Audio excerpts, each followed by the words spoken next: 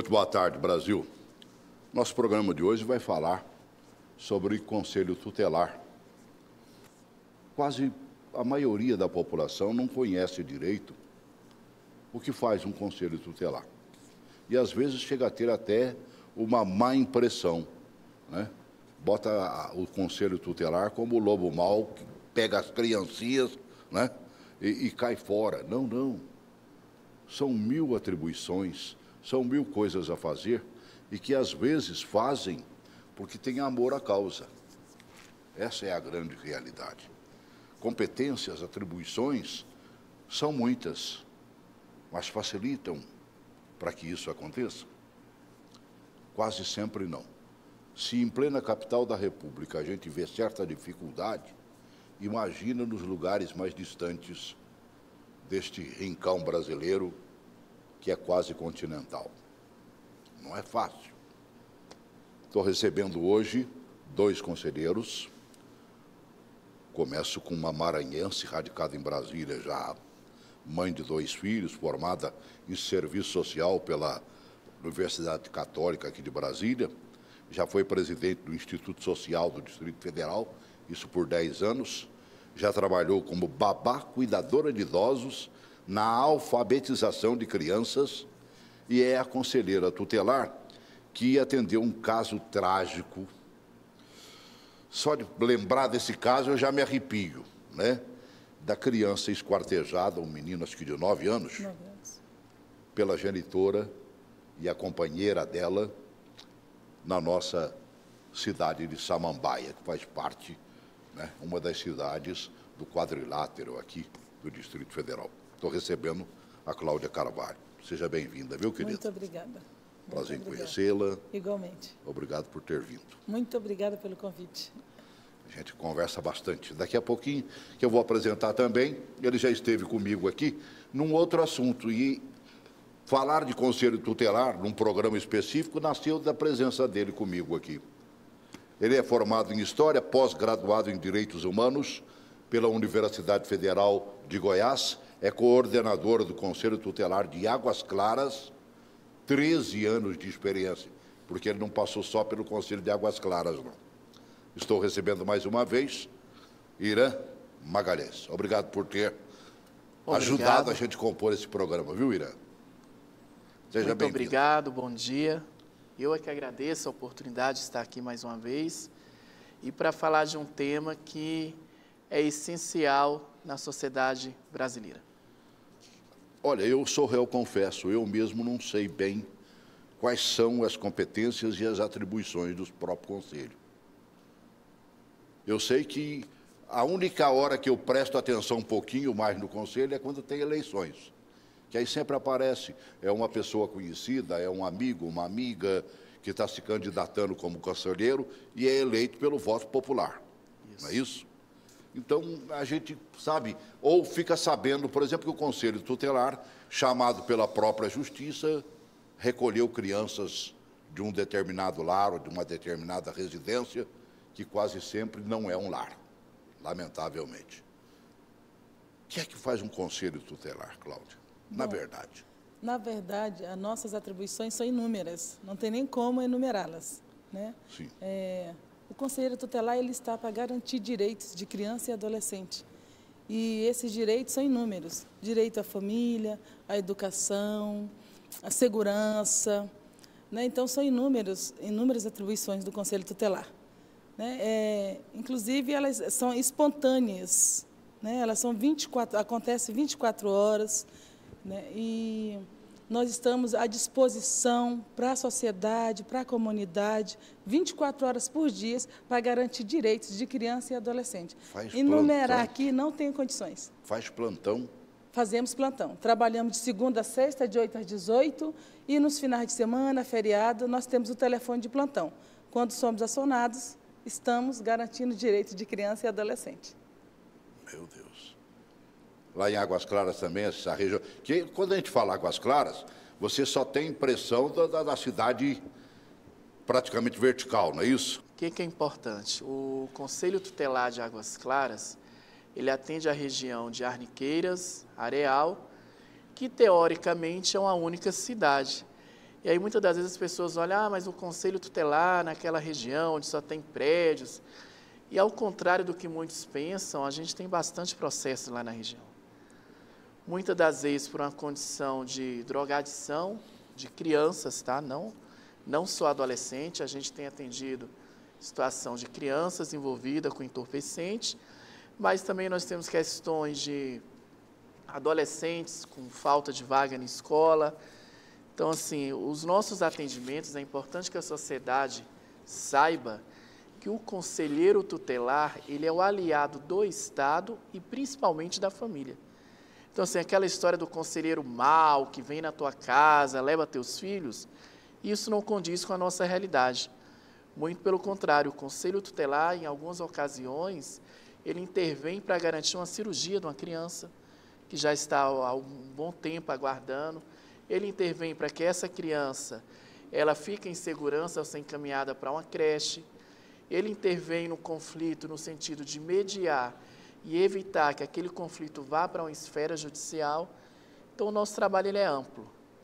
É por isso que a necessidade é ter um conselheiro que conheça a realidade da comunidade. É saber, é conhecer o dia a dia daquelas famílias para que ele tome uma decisão antes de chegar à esfera judicial. Mas você tem condições você falou, por exemplo, encaminhar uma criança à escola, encaminhar uma criança para um devido tratamento que ela está esperando há muito tempo e não consegue.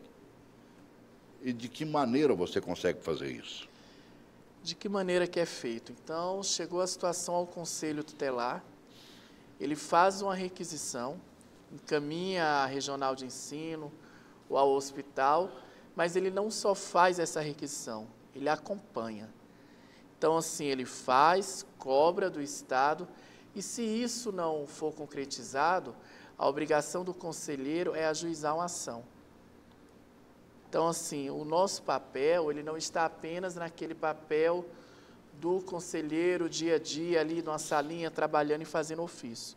Não, ele tem por obrigação de fiscalizar, acompanhar e garantir que esses direitos eles sejam realmente concretizados. E quando eles não são, o que você faz?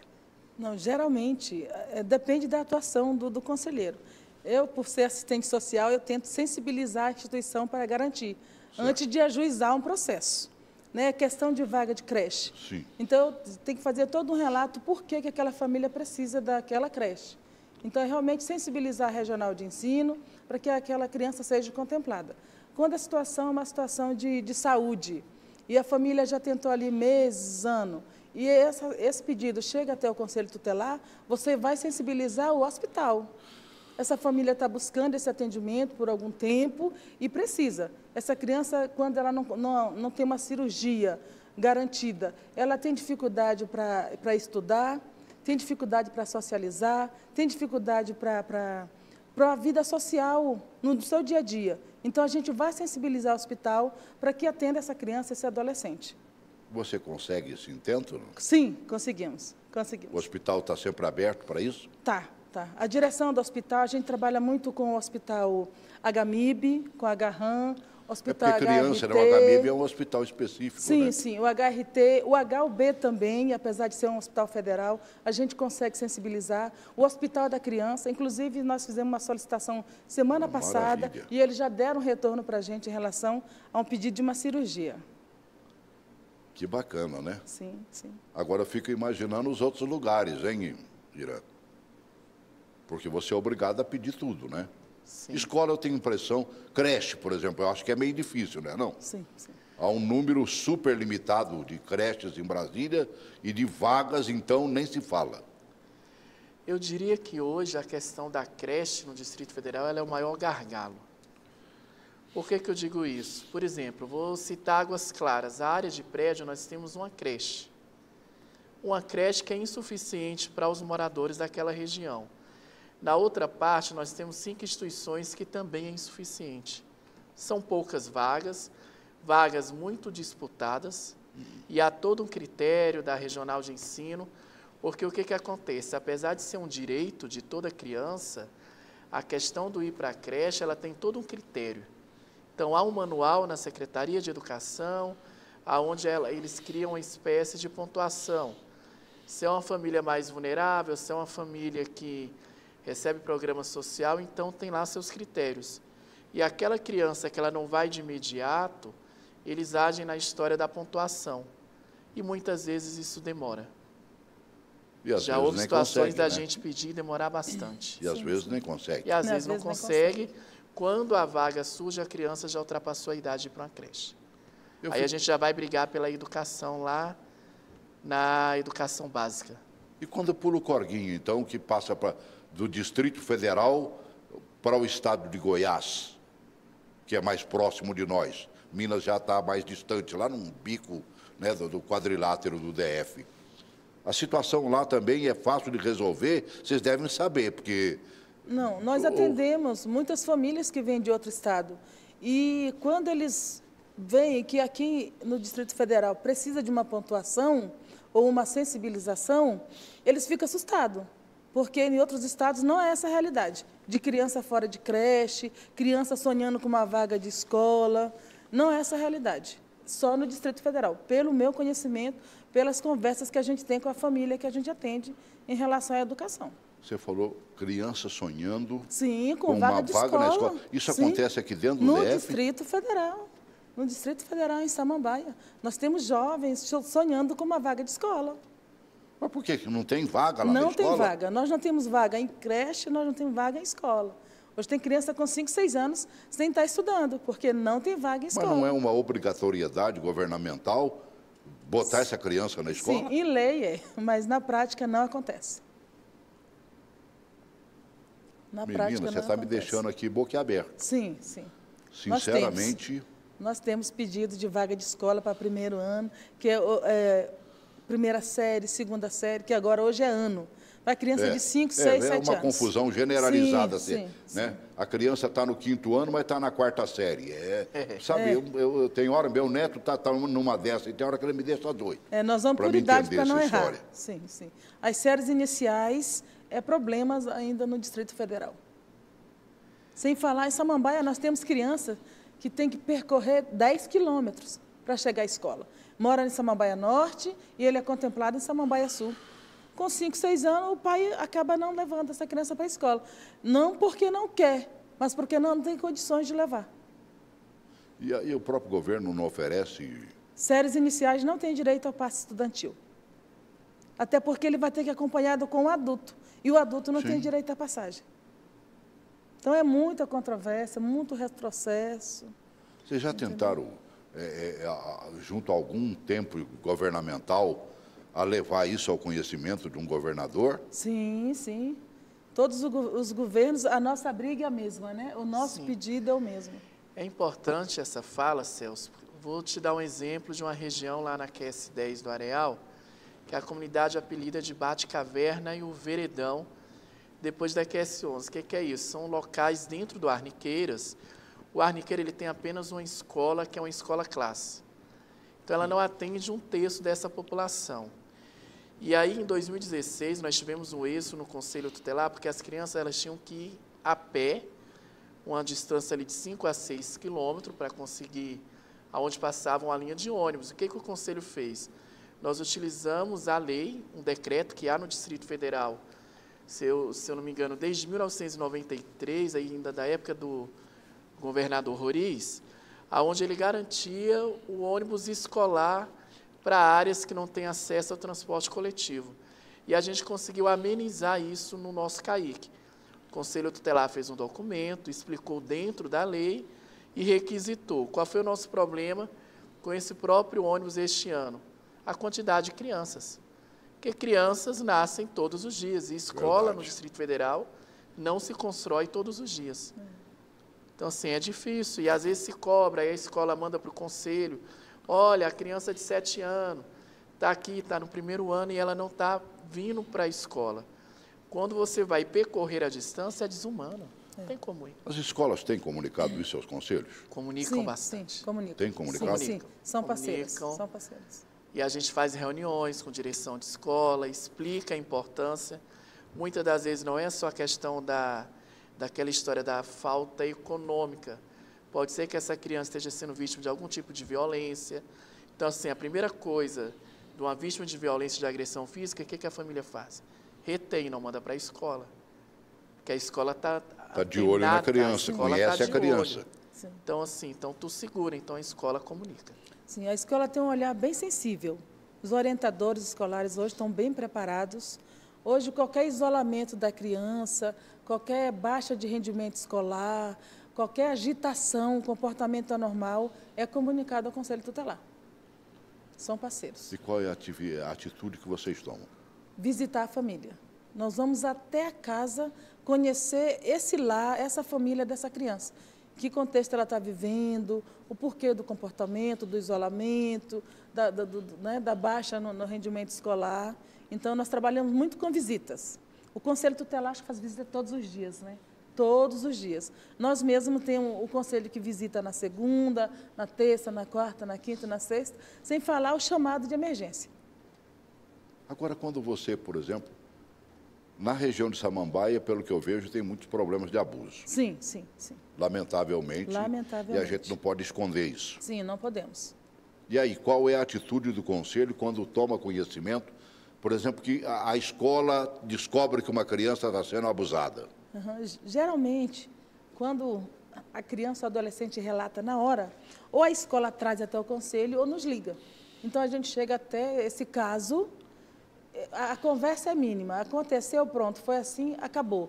Se a família está com receio, porque aconteceu dentro da família, intrafamiliar, a gente vai ao posto de saúde, já faz o atendimento de saúde imediato. E assim que possível, a gente faz o boletim de ocorrência e ainda tem o atendimento no 18 de maio para ter aquela escuta especializada.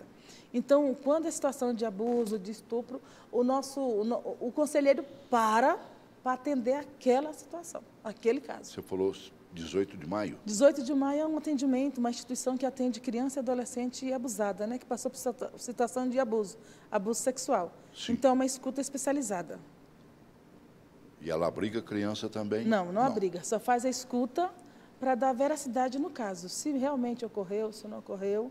Depois da escuta, ela direciona o relatório para o Conselho Tutelar, para os PAVs, CAPs, delegacia, para a Justiça. Ô, Cláudia, chega a ser assustador realmente os casos? Sim, assustador. Nós temos casos com bebês. Com bebês. E a maioria dos nossos casos ele é intrafamiliar. Nós temos muito caso também de incesto, que é a situação sexual entre parentes, né? Entre família. Sim. Nossa, nós temos bastante. Quase, acho que a maioria dos casos é dentro do lar, né? Sim. A maioria. Ou na parentela, né? 80% está intrafamiliar, na parentela, vizinhança, que tem contato com a família, que conhece ali aquela criança, aquele adolescente.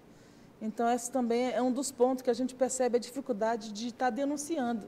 Porque tem medo daquela pessoa que está ali dentro da família, ou de um vizinho que se dá muito bem com o adulto, e a criança ou adolescente não percebeu, achar que esse adulto, esse responsável, não vai acreditar no relato dela. Vocês têm carro à disposição lá em Samambaia Norte, onde você é conselheira? À disposição não podemos afirmar. Nós temos um carro hoje, que ele estava até compartilhado com Águas Claras, né? 3 dias com a gente, como 2 se fosse dias uma encostadinha na outra, né? Exatamente. Você anda no mínimo uns 10 quilômetros de uma cidade para outra ali. Quando é caso mais específico, a gente anda até, né, sem limite. É preciso andar, para garantia, é preciso ir além. Né? Então, nosso carro hoje, o conselheiro tem ele pela manhã, e numa emergência a qualquer momento, durante o dia. Depois das 18, nós temos um carro específico. Ainda bem que lá em Águas Claras você não precisa tanto de carro, né, amigo? É como se nada acontecesse lá. O que acontece, Celso? Nós estamos sem veículo no Conselho de Águas Claras. Houve essa intenção de compartilhar com o de Samambaia, mas ela ainda não foi concretizada. Houve a ideia, aí teve as mudanças aí do governo, exonera servidor, nomeia servidor. Até hoje, nossos servidores não têm autorização para dirigir. E esse é um problema que, para nós, ele é gritante. Porque, muitas das vezes, semana passada eu atendi uma criança fruto de um abuso, né? Teve um abuso sexual. E aí, a primeira coisa que a unidade de saúde falou, vocês vêm aqui buscar? Eu falei, olha, expliquei a situação. Aí o pessoal assusta, nossa, mas que absurdo. E aí terminou que a gente teve que conseguir uma carona para garantir que essa criança tivesse o atendimento dela. Então, assim, infelizmente, nós não temos o nosso veículo, ele teve um acidente já tem alguns meses. A secretaria está ciente, ainda hoje eu entrei em contato com a secretaria pedindo socorro, porque eu estou muito preocupado com o número de denúncias que a gente tem recebido e a gente tem atendido como se fosse o pronto-socorro de um hospital. Então, vê aquela situação mais gritante, é o abuso, dá-se um jeito, pede-se uma carona e resolve a situação. E os demais vão aguardando. E isso é uma violação. Enquanto isso, você sabia que tem 600 carros parados e que seriam para conselhos tutelares? Então, essa notícia... Quem denunciou isso foi a própria ministra, a Damares Alves. E melhor do que eu falar e você falar, coloca eu chamo só de Damares, a ministra Damares aí, por favor. Bateu na porta do meu gabinete o dono de uma grande montadora de veículos. Não vou dizer o nome para não fazer propaganda da marca. E ele disse assim para mim: ministra, a senhora não pode, por favor, ir lá no pátio pegar os 600 carros do seu ministério que estão lá no meu pátio, eu não sei mais o que fazer? 600 carros? É, ministra, os carros dos conselhos tutelares que vocês compraram desde 2016 e os carros dos conselhos dos idosos estão lá. 600 carros. E eu tenho um conselheiro tutelar no Brasil atendendo de bicicleta. Eu tenho um conselheiro tutelar no Brasil atendendo de jegue. E os carros estão lá. A maioria já pago.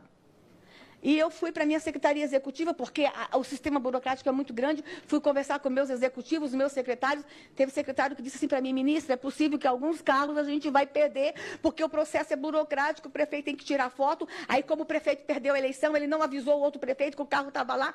600 carros, dinheiro jogado fora. E estão dizendo que eu não vou conseguir pegar todos os carros. Mas, gente, eu estou conversando com a AGU, com a CGU, eu não quero perder um carro, nem que esteja só a roda. Eu vou buscar das crianças, são dos conselhos tutelares. E eu não posso admitir que ficou para trás 600 carros comprados, licitados, porque o prefeito perdeu a eleição ou porque o deputado autor da emenda não deixou ir buscar. E aí? Chega de palhaçada nessa nação. Tá difícil reconstruir, tá, gente? Mas acredite, nós estamos muito motivados. Nós estamos querendo muito fazer a diferença. Precisamos fazer essa diferença, né? Olha, conhecendo bem a Damares como eu conheço, agora eu chamo só de Damares, porque eu conheço a pastora, a advogada, a amiga, né? E ela, quando fala que vai, vai.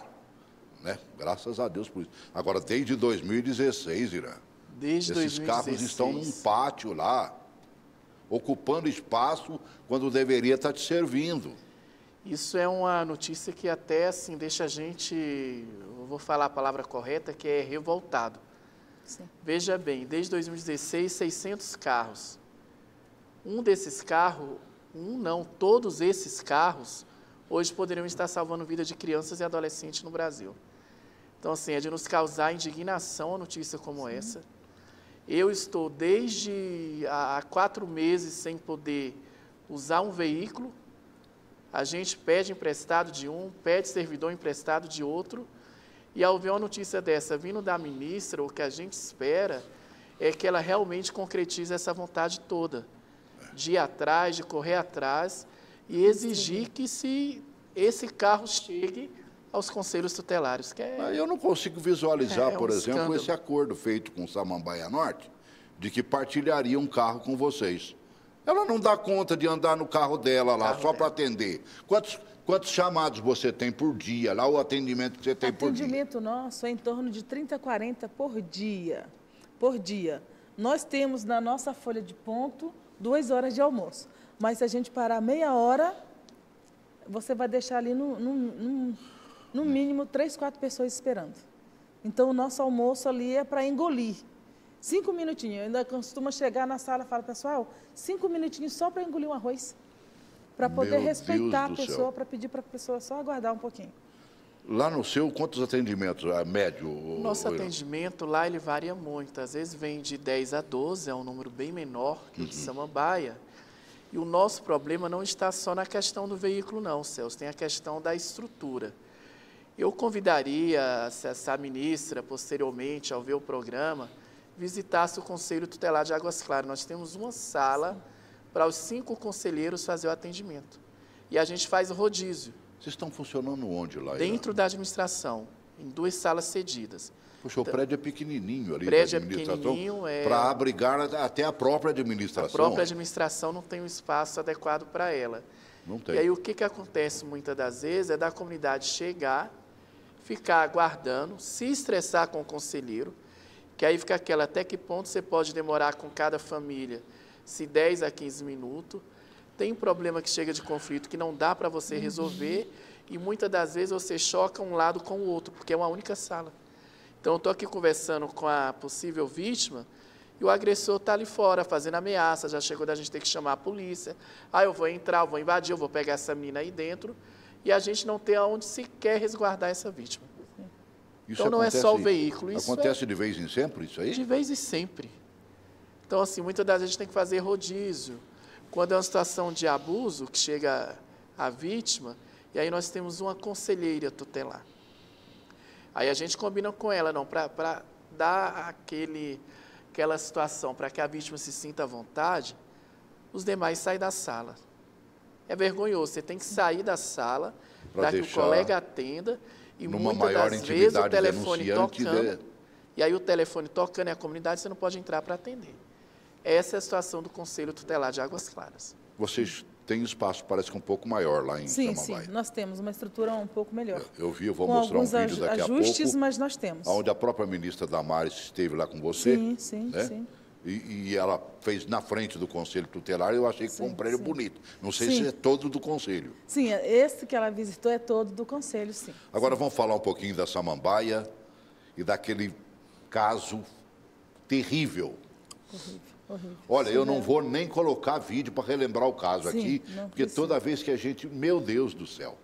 Uma mãe, juntamente com a companheira, matando o próprio filho, essa mãe, com a ajuda da outra, esquartejaram a criança. Antes já tinham cortado o pênis do menininho, coisa de 1 ano antes. Uma delas disse, inclusive, que tentaram tirar a pele do rosto para que não fosse identificado. Isso é verdadeiro? Sim, é verdadeiro. Após o chamado, chegando à delegacia, eu tive a oportunidade de falar, primeiro com a mãe da menina, a Cássila. Ela fez os relatos mesmo do acontecido. Ela confirmou mesmo que foi a facada no peito, as facadas nas costas, que esquartejou, que tirou a pele, tentou queimar algumas partes. E aí, depois de colocar a menina em segurança, né, conseguir uma vaga de abrigo para ela foi fazendo algumas... porque tinha uma irmãzinha, né? Sim, de 8 anos. Ela foi fazendo algumas falas soltas, então eu percebi que teria necessidade de voltar à delegacia. Então, nesse momento, eu falei com o delegado, ele deixou eu falar com as duas, né? Já estavam próximas, já algemadas, falei com as duas e o relato é esse mesmo. Mataram, esquartejaram, tiraram a pele, queimaram algumas partes. Eu ouvi na época, por exemplo, puxa, como é que o Conselho Tutelar não viu um negócio desse? Na verdade, elas estavam de forma clandestina na cidade, né? Desde a saída do Acre, elas estavam de forma clandestina no país. Tirando a criança dos avós que estavam lá e do próprio pai, né? Sim, porque passaram por 4 estados e nenhum desses estados enxergou essas crianças. E aqui eles mudavam de 2 em 2 meses? Sim, mudavam de 2 em 2 meses. Tanto que eles moraram na Samambaia Sul, ninguém percebeu, moraram em Ceilândia e somente há 2 meses em Samambaia Norte. Nem o vizinho que mora ao lado, no lote ao lado, porque dentro do mesmo lote da família tem mais 2 residências. Nem o vizinho ao lado conhecia as crianças. Uma das vizinhas que moram no mesmo lote, ela não sabia da existência do menino.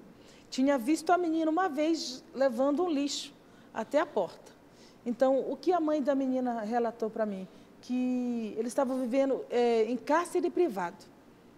Uma outra vez, a mãe do menino, a Rosana, permitia que eles fossem à igreja ou a um comércio pedir alimentos, mas o menino não.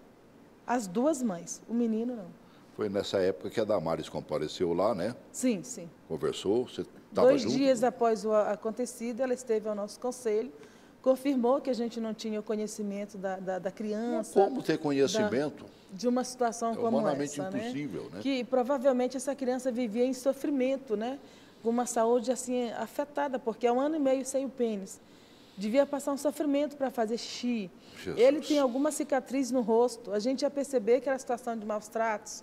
Na casa, eu tive a curiosidade de ir lá na casa, após esse acontecido, no mesmo dia, ainda cedo, e fui ver a situação de maus tratos, né? De abandono, de negligência, e pude confirmar, fiz um vídeo até da casa. Olha, a ministra Damares, eu na vez passada não falei, ela é do Ministério da Mulher, Família e Direitos Humanos, né? E ela se disponibilizou ali a prestar assistência na reintegração da menininha, irmã do Juan, que foi morto com 9 anos de idade. E aí, até porque mãe presa, companheira presa, e ninguém seria maluco de entregar, mesmo que elas estivessem soltas, uma criança na mão delas novamente. Sim, sim. Eu acho que isso é humanamente impossível, né? Vamos ouvir o que a Damares falou em frente ao Conselho Tutelar ali. Vamos lá. Essas duas senhoras estavam há apenas 2 meses em Brasília, já estavam vindo de uma fuga de estado em estado, e no lugar que elas moravam, pasmem, nem os vizinhos sabiam que tinham 2 crianças lá dentro. O menino estava, inclusive, em cárcere privado. E fiquei sabendo agora, fui ver documentos, fui ler relatos, que há 1 ano elas cortaram o pênis do menino. Elas queriam fazer uma espécie de reversão de sexo no menino há 1 ano. Vocês conseguem imaginar quanta dor esse menino vinha sofrendo há 1 ano? E o que eu vim aqui conversar com os conselheiros? Aonde nós podemos fortalecer a rede de proteção. E em meia hora de conversa com esses heróis, porque aqui são heróis anônimos. Em meia hora, as sugestões que eles trouxeram para nós estamos levando para o Ministério. Neste caso, infelizmente, não chegamos primeiro. Né? Infelizmente. Como a gente gostaria de chegar primeiro, sim, né? Sim. Mas assim, a situação de esconder os meninos foram tão bem articulada que nós fizemos um pedido para a educação nacional para saber se essas crianças passaram por alguma escola. E não foi encontrado.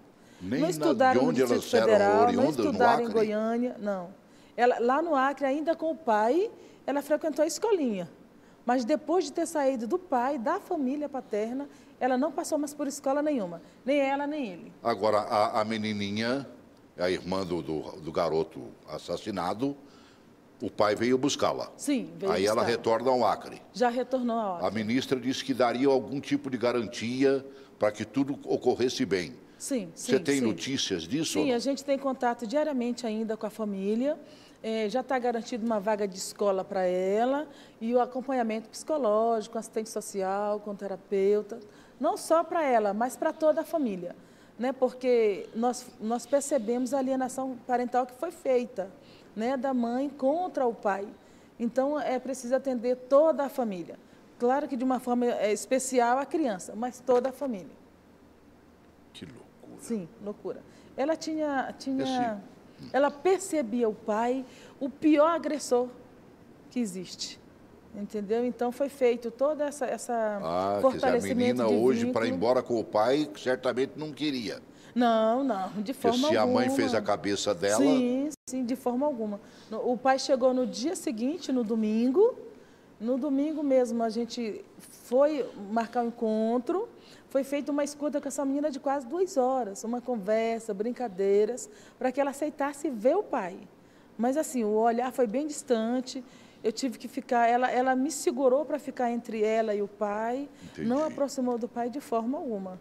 Então, a gente até pensou que esse fortalecimento de vínculo não seria tão rápido, num tempo hábil, para que o pai voltasse, porque ele porque trabalha depois ela no foi bem, Acre. né? Sim, Eu vi imagens dela de mãozinha dada com o pai Sim. indo embora. Depois de 12 dias, nesse trabalho constante de visitas, tomar café, almoçar, jantar, passeio externo, ela comunicou para a gente que voltaria para o pai, né, o Acre, que queria ver o restante da família, queria, né, conhecer todo mundo. Então, foi bem importante, foi bem gratificante para a gente. Esse foi o pior caso que passou ali pela mão? Foi, com certeza, o pior caso. Que seja o último, com a atuação do Conselho Tutelar, do governo local e federal, escola, Entendi. saúde, de todos. Ira, você já passou por Taguatinga, que eu me lembro. Sim. Agora Samambaia, mais algum outro? Não, Águas Claras. Desculpa. É Águas Claras. Não, Samambaia é a Taguatinga e Águas Claras. Você já viu caso semelhante? Tem coisa complicada, assim, de Olha, ponto de estarrecer todo mundo?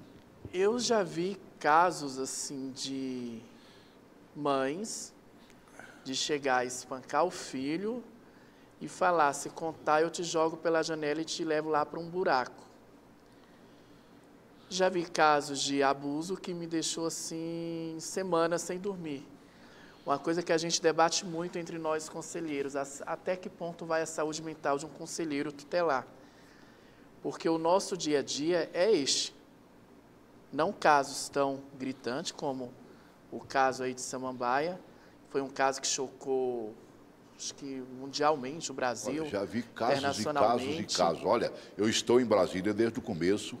Eu vi o caso da Ana Lídia, que foi o mais rumoroso. Sim. Né, uma menina que foi assassinada, tirada da escola e encontrada morta, e que até hoje não chegaram a um Até hoje. denominador comum. Né? Tem 1000 histórias a respeito.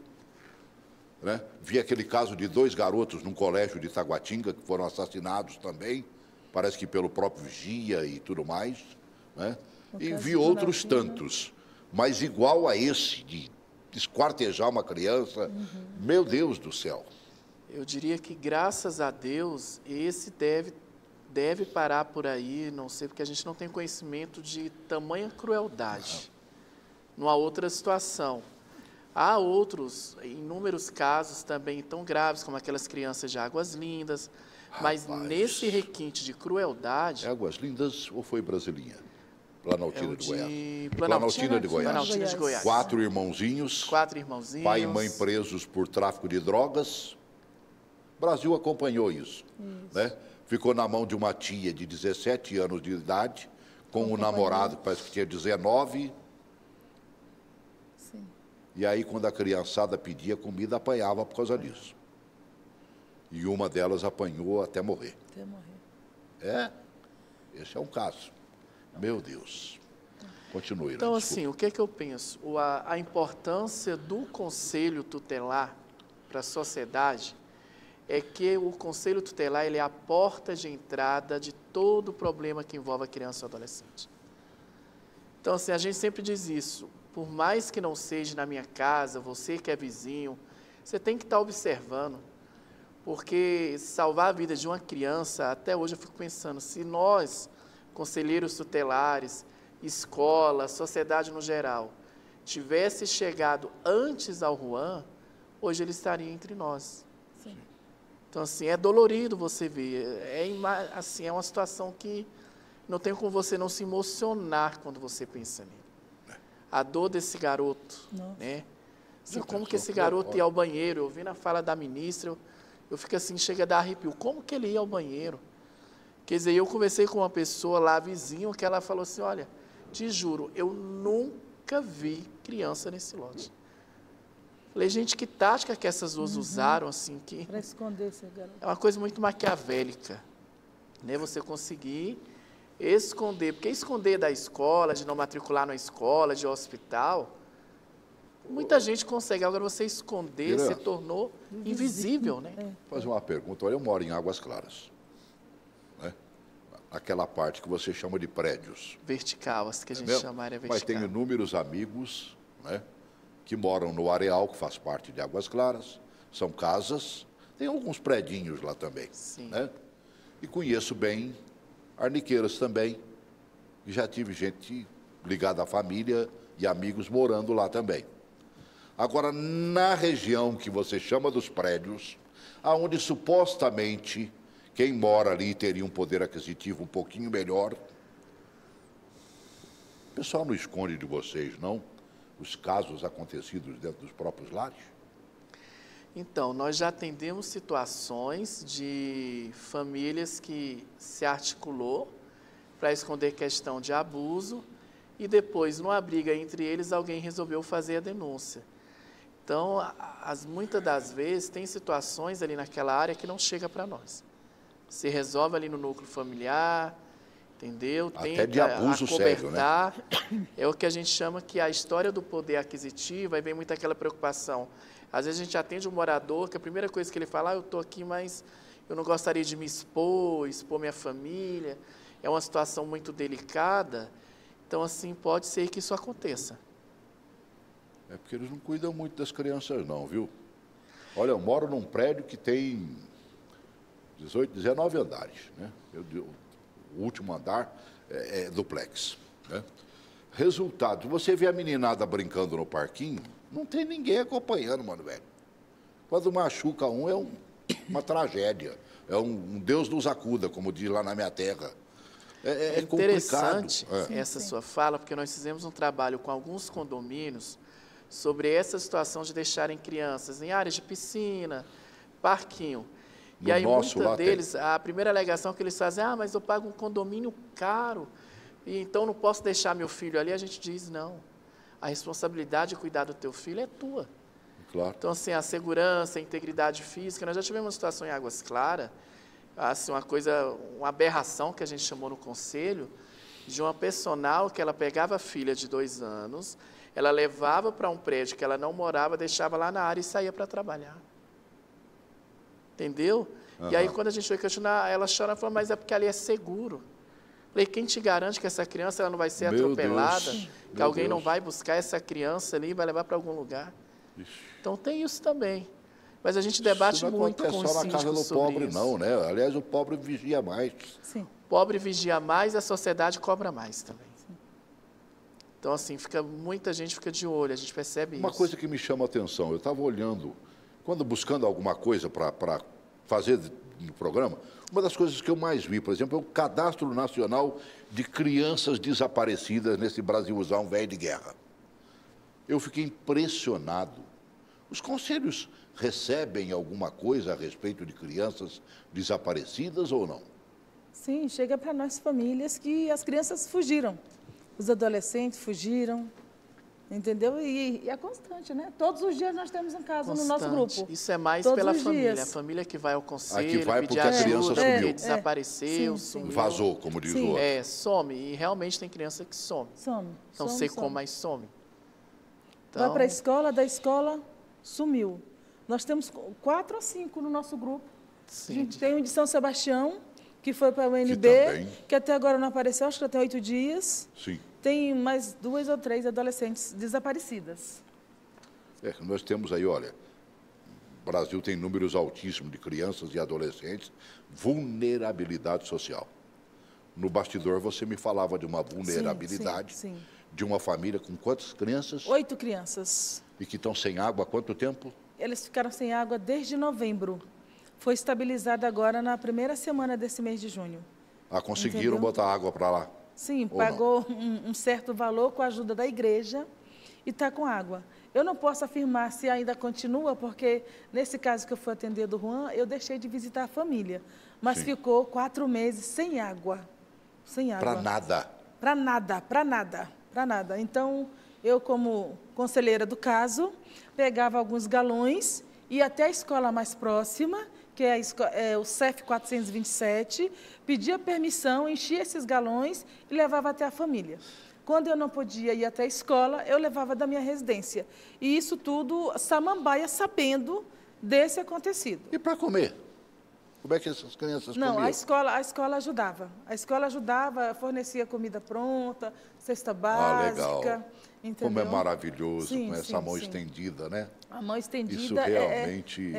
tem que acontecer. Para garantir direitos, tem que ter essa mão estendida. A sociedade tem que se mobilizar, o terceiro setor tem que estar mais sensível, porque o poder público realmente não garante. Hoje mesmo o CRAS, para garantir uma cesta de emergência, não é nem no máximo, é 30 dias para a família aguardar. E isso numa incerteza de chegar ou não.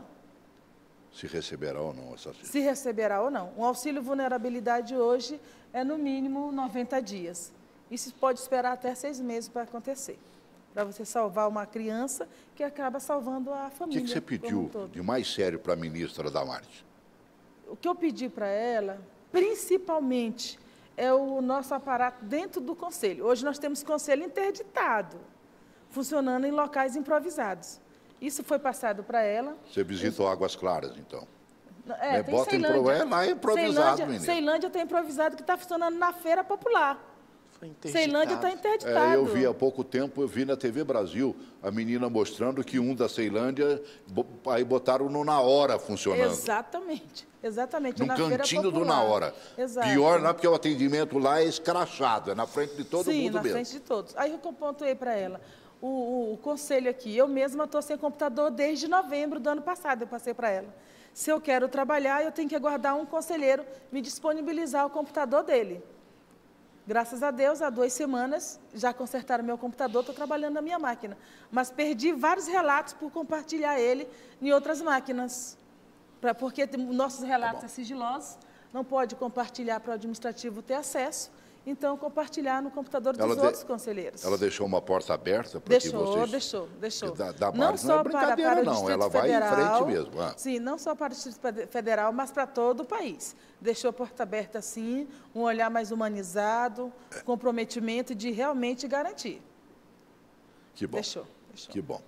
Pelo menos isso, né? Sim, Uma sim. ministra que começa a prestar atenção e que leva o susto de descobrir que num pátio tem 600 carros parados há mais de 3 anos e que deveriam estar servindo aos conselhos tutelares.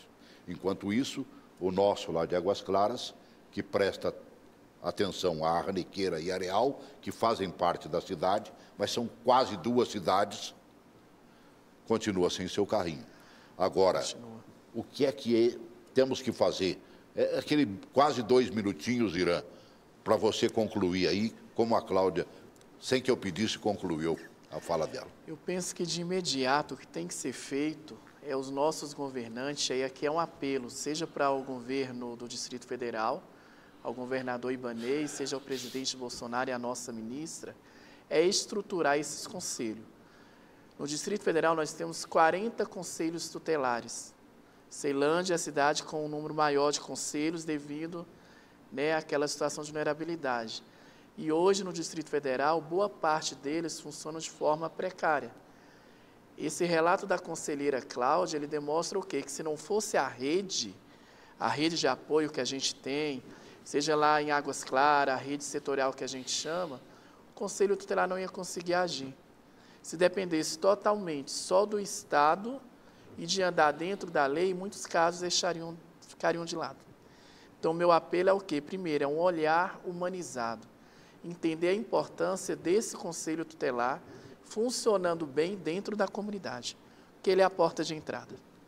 Encaminhando casos complicados, casos, como de abuso sexual, de crianças violentadas, de crianças que apanham muito, aquelas de Planaltina de Goiás estavam todas feridas. Sim. Né? E você via que não foram tratadas. Isso mesmo. Coisa de maluco, né? Agora, tem o lado bom também.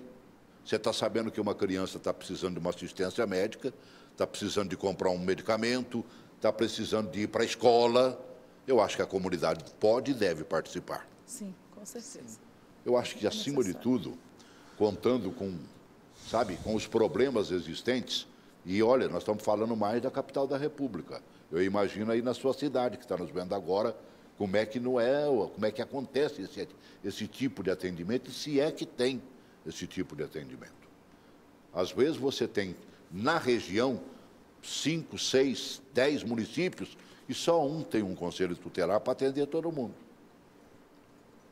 É muito complicado, mas eu acho que a gente deve e pode fazer a parte que nos compete.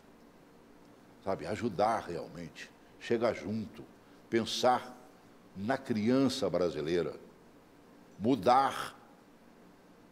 Eu perguntei a ela, você já buscou o governo para que essas crianças sejam levadas à escola, porque não dão condução para ela? Vergonha, em plena capital da República, um governo só olhar para crianças que não sejam do 1º grau. Está brincando comigo, está brincando com a cara do morador de Brasília, com o cidadão que paga impostos, isso em plena capital da República. lamento profundamente. Tomara que este novo governo que aí está, e que tem dado um pouquinho mais de assistência e ouvido mais a comunidade, busque isso, né? Para a gente arrematar de vez. Olha, eu me lembrei, por exemplo, falando de governos, o governo anterior lembrou, por exemplo, dos conselhos tutelares. Eu vou estourar um pouquinho, tá? Mas não tem problema não, eu converso com o pessoal aí, né? Bota esse último vídeo aí, que foi feito pelo governo anterior, lembrando o que é o conselho tutelar e a necessidade de que a gente eleja, porque vai ter agora... Sim, né? Processo eleição a partir de outubro, não é isso? 6 de outubro é o dia da eleição. Tá bem. Coloca esse vídeo aí.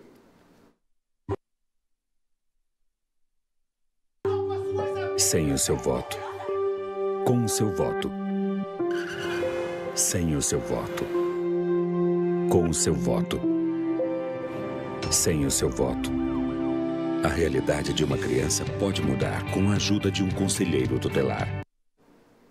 Pode mudar. Pode mudar. Pode mudar. Pode mudar, com certeza. Com Vocês um olhar podem se reeleger? Não. Sim, podemos. Até porque existe uma lei agora que é Recondução do livre. presidente Bolsonaro, Recondução livre. diz quantas vezes for For necessário. necessário, sim, sim. Então, sinal de que você vai concorrer. Sim, sim. Tá Estou bem. Irã, pré-candidata. mesma Também coisa, hein? sou pré. É uma área assim, que eu milito há muito tempo e eu tenho uma paixão. Apesar de ser dolorido, é gratificante quando você salva a vida de uma criança, É verdade. de um adolescente. Isso é... Sim, a comunidade até pergunta, né? Nossa, mas você não se abala com isso? Eu disse, a garantia, a certeza de que você vai conseguir salvar aquela criança, aquele adolescente, te entusiasma ainda mais de concorrer, de participar, de trabalhar. Olha, a verdade é uma só. Às vezes as pessoas te buscam para que haja um voto. Eu já vejo com amigos e amigas. Eu falei, você vai ter coração? E fiz uma segunda pergunta, de doer. Você vai ter estômago para ver o que acontece por aí com as crianças, também de Brasília? Por isso, escolha bem. Quem tenha coração, quem tem estômago e que entregue a sua própria vida em benefício dessa meninada. E aí nós teremos conselhos tutelares funcionando, sabe? Nem que seja na base do patrocínio, que essa moçada aqui paga passagem para o pessoal, vai no próprio carro para socorrer, sabe? Tira do bolso para comprar uma cesta básica. Eu já ouvi histórias e mais histórias, e não contadas por eles, mas de pessoas que foram beneficiadas. Tem que mudar. Acima de tudo, que bom que a ministra Damares esteja de olho nisso, tomara que o governador de Brasília pense nisso e tomara que o seu governador, o seu prefeito, também faça a mesma coisa. Se não estiverem fazendo, cobre, cobre, cobre.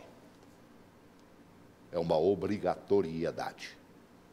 Grande abraço.